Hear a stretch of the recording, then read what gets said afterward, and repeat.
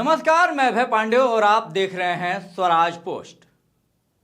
राजनीति में हर बात के कुछ मायने होते हैं, कोई भी बात बेमतलब नहीं होती।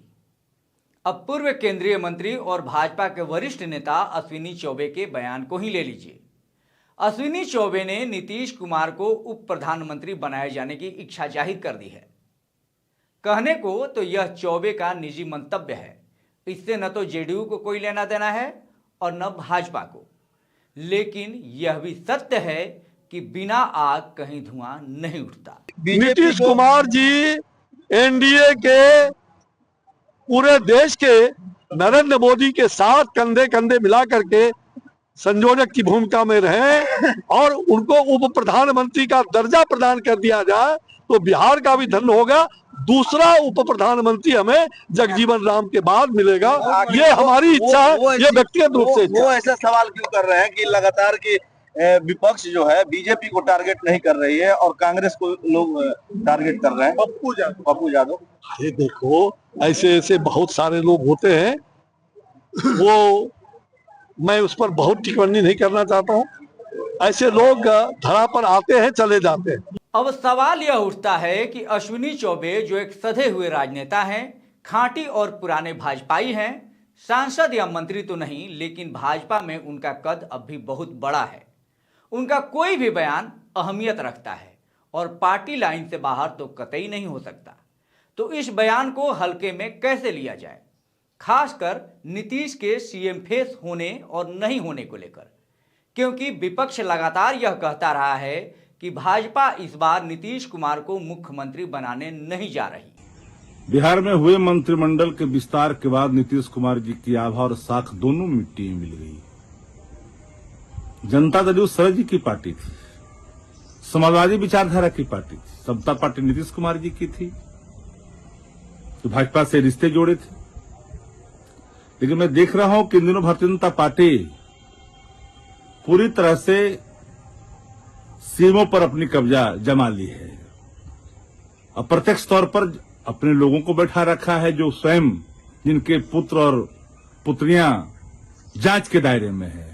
वो रिटायर्ड व्यक्ति अपना काम कर रहा है, भाजपा के एजेंडे को लागू कर रहा है। अब 21 की संख्या हो गई है।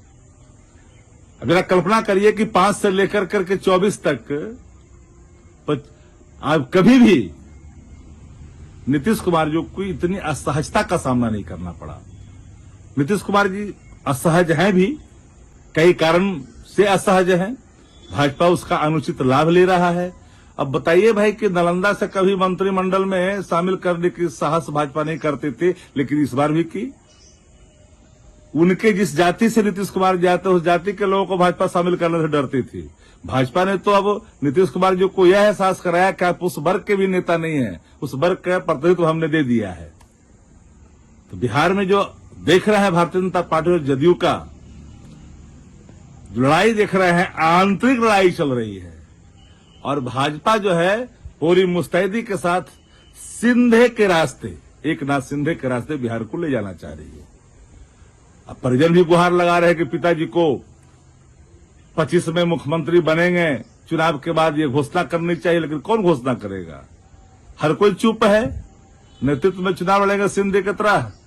उसके बाद नीतीश सीएम फेस रहेंगे या नहीं, यह सवाल बिहार की राजनीति के लिए बेहद गंभीर मसला है। इसकी गंभीरता को लेकर भाजपा के चाणक्य कहे जाने वाले गृह मंत्री अमित शाह तक को बार बार यह कहना पड़ा है कि एनडीए 2025 का बिहार विधानसभा चुनाव नीतीश के नेतृत्व में ही लड़ेगी। बिहार के लोगों को इस कार्यक्रम के माध्यम से मैं अपील करना चाहता हूं कि 2025 के चुनाव में मोदी जी और नीतीश जी के नेतृत्व में बिहार में फिर से एक बार एनडीए का सरकार बनाइए और भारत सरकार को मौका दीजिए बिहार का। अमित शाह ने तो क्लियर कर दिया, लेकिन चौबे के बयान ने राजनीतिक हलकों में तहलका मचा दिया है। विपक्ष अपने पुराने दावों को दोहराने लगा है और एनडीए नेताओं को फिर से उसी बात की सफाई देनी पड़ रही है कि यह चुनाव नीतीश के ही नेतृत्व में लड़ा जाएगा। उसका व्यक्तिगत राय हो सकता है, लेकिन ऐसा हमको ऐसा भी हमको कोई सूचना नहीं है, कोई बात नहीं की है कहते। उनका व्यक्तिगत बड़े नेता है अश्विनी चौबे जी, उसके बात में उनका है झगड़ा। कौन क्या बोलते हैं यह मेरा विषयगत संदर्भ नहीं है।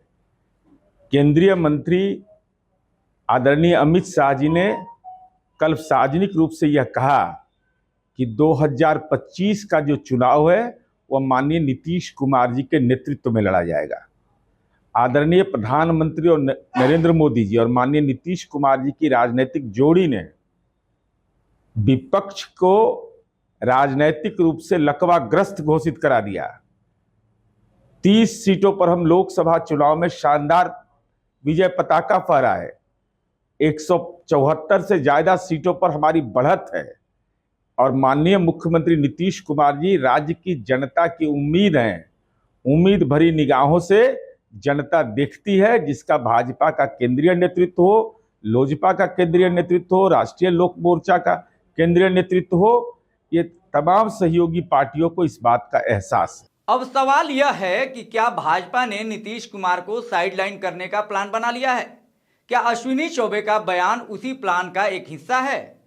कहीं ऐसा तो नहीं कि इस प्लान के तहत नीतीश को केंद्र में किसी बड़े ओहदे पर बिठाया जा सकता है और बिहार की कमान यानी बिहार का सीएम फेस नीतीश नहीं कोई और होगा? इस खबर पर आपकी क्या राय है? कमेंट बॉक्स में बताइएगा जरूर।